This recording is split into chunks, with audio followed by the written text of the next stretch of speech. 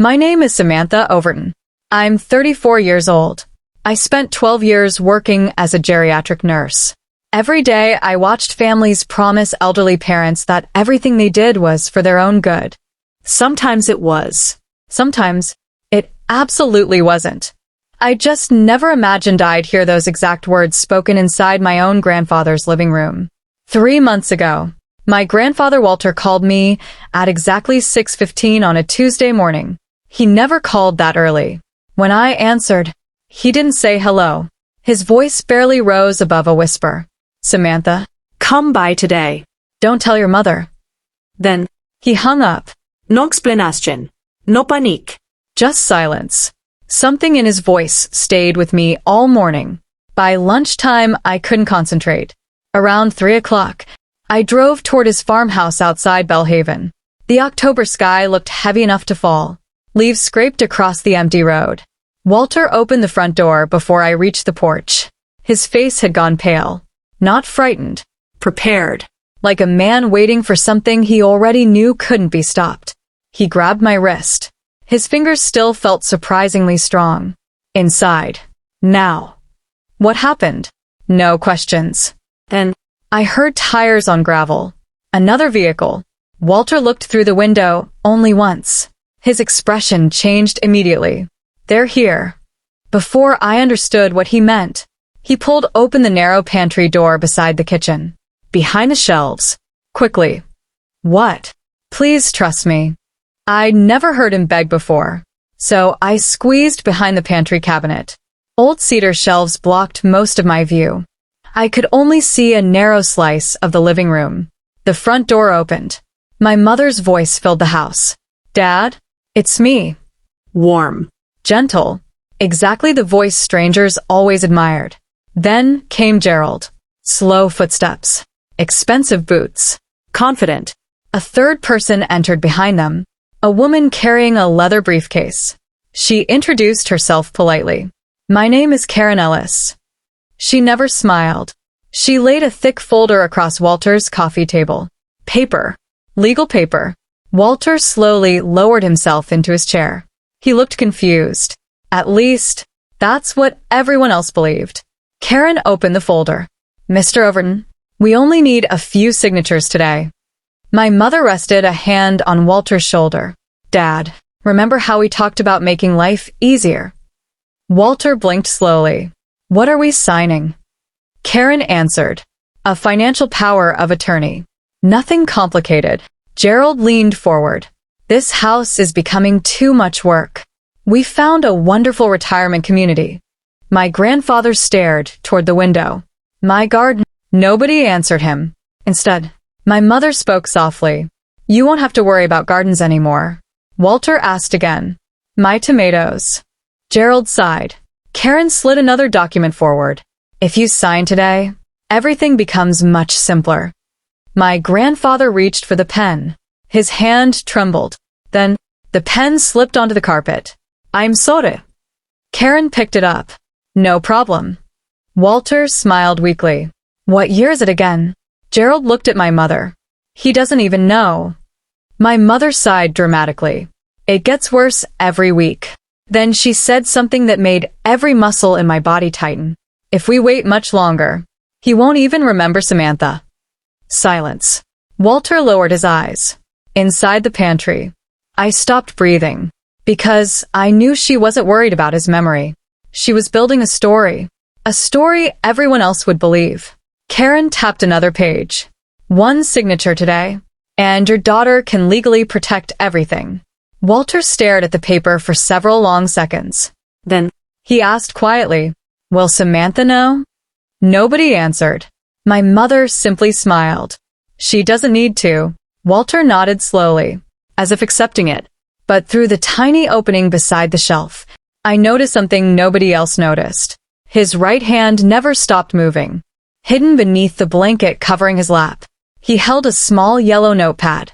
While pretending to forget everything, he was writing. Tiny. neat. Careful. Every single word. He wasn't confused. He was documenting everything. I felt my pulse hammer against my ribs. Walter already knew. He'd known before I arrived. He wasn't hiding me because he was afraid. He was making sure someone else witnessed the truth. 20 minutes later, Karen packed the unsigned documents back into her briefcase. We'll come back Saturday. My mother kissed Walter's forehead. Rest, Dad. We'll finish everything this weekend. The front door closed. The cars disappeared down the gravel road. The house became completely silent. I stayed hidden. Then, Walter spoke. Not weakly. Not forgetfully. In the same steady voice I remembered from childhood. You can come out now, Samantha. I stepped into the kitchen. He walked to the window, watching until the last car disappeared. Then he reached inside his sweater pocket. He pulled out a sealed white envelope. Across the front, written in his careful handwriting, were 5 words. For Samantha only if they return. I looked up at him. What is this? Walter looked directly into my eyes. His voice stayed perfectly calm. Insurance. Then he added the sentence that changed everything. If anything happens to me before Saturday, don't open that envelope first. I frowned. What do you mean? He slowly pointed toward the old grandfather clock in the corner of the room. Open what's hidden behind that clock. My stomach dropped, because whatever Walter had hidden there, he believed someone might kill to find it. If your mother realizes we're moving faster than she expected, she'll move faster too. By noon, Walter was sitting across from his physician. The memory evaluation lasted nearly 90 minutes. Questions. Dates. Names. Financial calculations. Medication history. When it ended, the doctor smiled. Mr. Overton, you passed comfortably. There is absolutely no evidence that you're incapable of managing your own affairs. Walter looked relieved. So, they can't claim I'm confused? They can claim anything. The doctor closed the folder. But now they'll have to prove I'm wrong. That afternoon we returned to the bank. The manager himself met us. Every mailing address changed. Every online password reset. Every emergency contact removed. Gerald's authorization disappeared. My mother's access disappeared. The manager apologized repeatedly. Walter simply nodded. I know mistakes happen, but now they're corrected. Before leaving, he rented a new safety deposit box. Only 2 names were added. Walter Overton. Samantha Overton. Nobody else. Driving home. My phone rang, Mom. I let it ring once. Twice. 3 times. Finally, I answered. There you are. Her voice sounded cheerful. I've been trying to reach Grandpa. He must have misplaced his phone. I looked at Walter driving beside me. He seems fine. Really? A pause. I was thinking of stopping by tonight. Walter slowly shook his head. I understood. Tonight isn't good. Another silence. Longer this time. Then, you're spending a lot of time with him lately. I am. Why? Because he's my grandfather. Her laugh sounded forced. Well, don't tire him out. He gets confused. I looked across at Walter. He was driving straight, perfectly calm. He seemed pretty clear today. The line went completely silent. Then, I'll call you later. She disconnected. Walter smiled without looking away from the road. She knows. By Friday afternoon, everything had changed legally. New will, new medical directives, new financial powers. Everything witnessed. Everything notarized. Everything secure. Before leaving Ruth's office, Walter handed her one final envelope. If something happens before Saturday, open this. She nodded. I understand. Saturday morning arrived. The birthday party invitations had already gone out. Neighbors, church friends, extended family, nearly 30 people. Walter looked at me while adjusting his tie. They're expecting today to be my last independent decision. He smiled. Let's disappoint them. Saturday morning arrived colder than the forecast had promised. The maple trees surrounding Walter's farmhouse barely moved. Everything felt strangely still, almost as if the house itself knew something important was about to happen. Walter buttoned his gray jacket without rushing. He looked toward Samantha. They'll expect me to smile. They'll expect me to sign. But today, they're going to meet the man they forgot I still am. By noon, neighbors filled the yard. Church friends, former coworkers, old fishing buddies, even the town pastor. Nearly 40 people gathered around folding tables covered with food. Paula moved through the crowd like the perfect daughter, introducing Gerald, greeting everyone warmly, telling anyone who would listen, Dad's memory isn't what it used to be. We're just trying to make things easier for him. Every sentence sounded caring. Every sentence quietly built the same story. Samantha watched silently. Ruth Delgado stood near the back of the yard pretending to be another family friend. Nobody recognized her. That was exactly how Walter wanted it. An hour later, Karen Ellis arrived carrying the same leather briefcase. She smiled politely. Mr. Overton, would now be a better time? Walter nodded slowly. I suppose. Several guests wandered closer.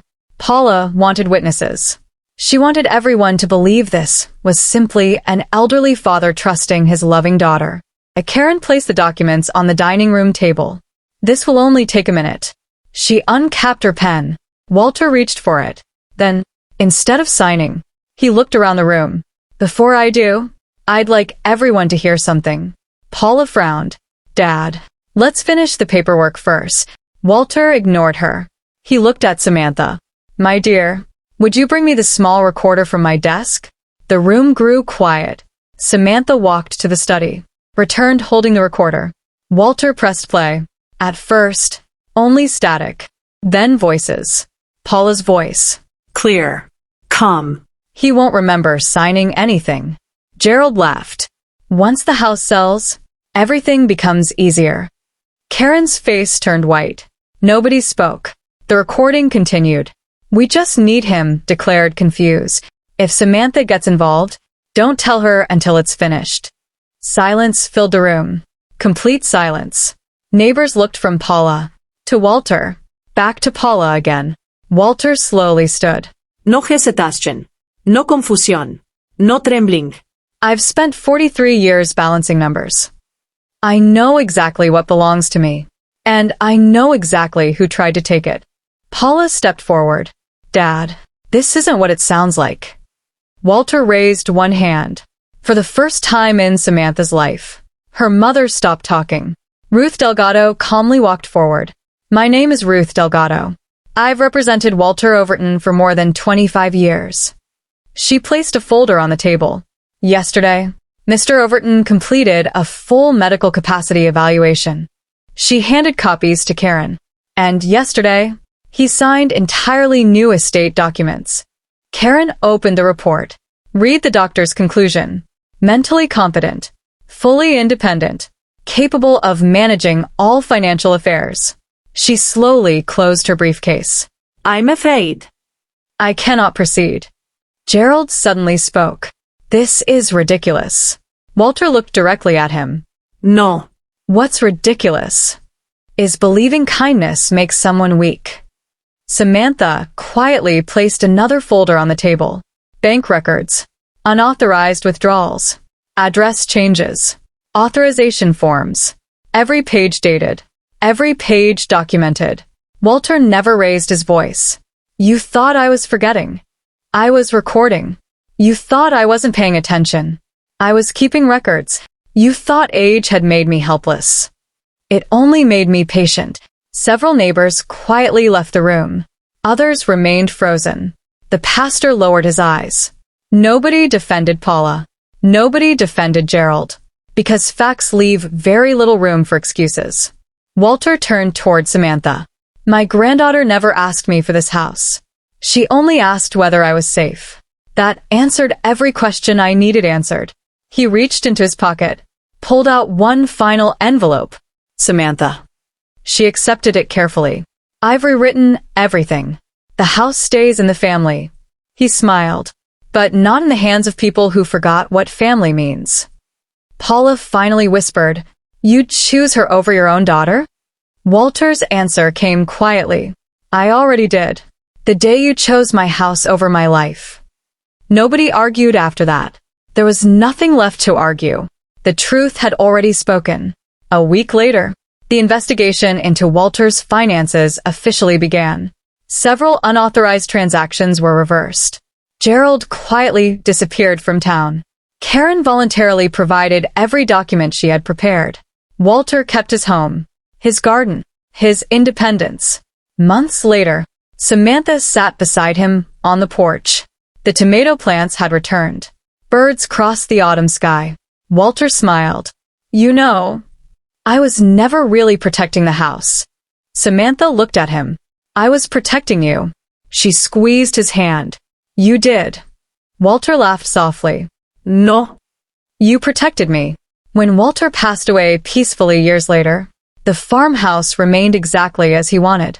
Not because of money, not because of legal documents, but because one granddaughter chose to listen when everyone else only wanted him to sign.